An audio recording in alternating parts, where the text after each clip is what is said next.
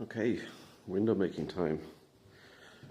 So I'm upstairs in our outbuilding, and this is the door we made just before Christmas. And this is the first time I've really had the chance to get back in and tackle the windows. So I'm going to give this one a go first.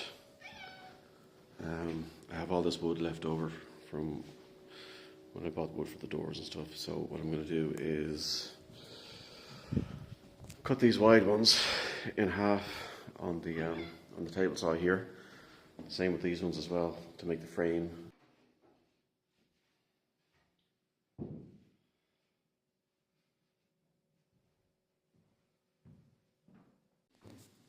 Okay, so I've just measured the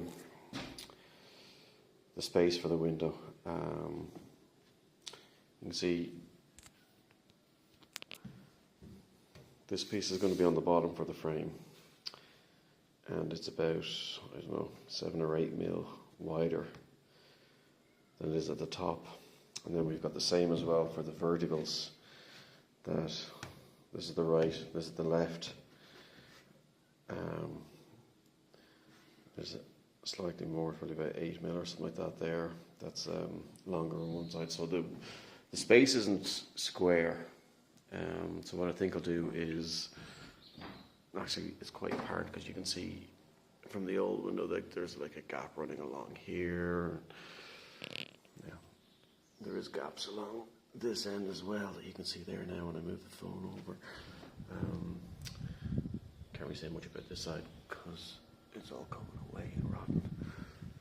But it's definitely not a square space. I'm thinking as well, it looks like the block work is kind of bowing here in the middle.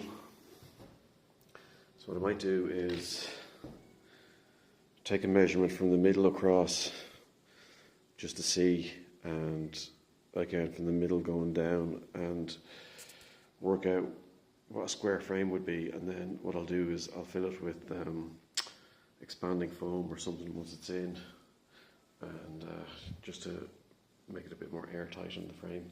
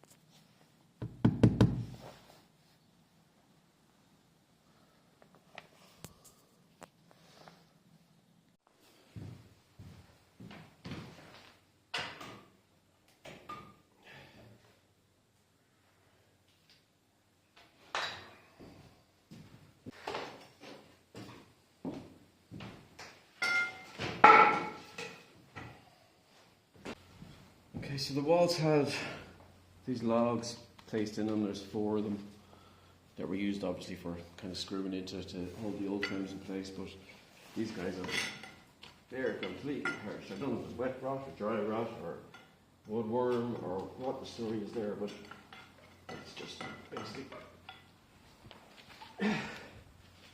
crumbling into powder. So I'll get those cleared out and some new wood in there, maybe to screw into with a new frame.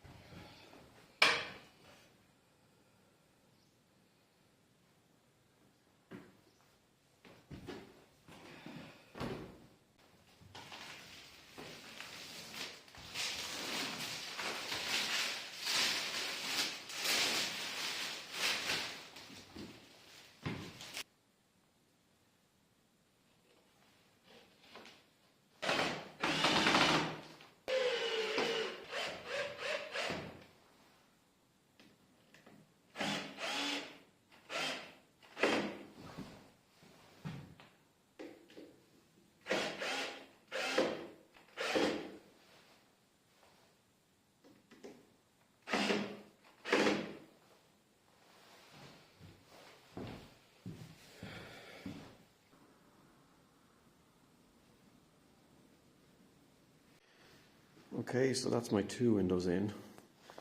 For this one I just did a bit of cross bracing on it because the perspex is so clear you don't even know there's a window there, and also I thought if the wind's coming in this way it might be good just to reinforce it a little bit. So tomorrow I'll tidy up all this stuff just once it cures properly and hardens. Ed didn't like the power tools once I was making the cross bracing, and he tried to jump out the window and bounced off it twice. That was hilarious, didn't you? And then when he couldn't get out of that one, he came up the ladder here, jumped over to this one and tried to get out this one and bounced off that window too. So you can see I've kind of tidied up the expanding foam on this one, so it looks a lot better. I have to say it is so much quieter in here now that there's no wind sort of coming through these 2 windows. It makes a huge difference. Big difference as well that there's no breeze blowing through as well now. So the next window to tackle will be this one. So like I said, the window itself seems to be okay. It's just the frame. If I can keep the window, I will. I don't know if that's going to be possible though, because like nothing is square here. Even if I do put a new frame on, you know, like the gaps that we had around this one were just huge. But yeah, look, we'll see how we go. Right, that's it for today.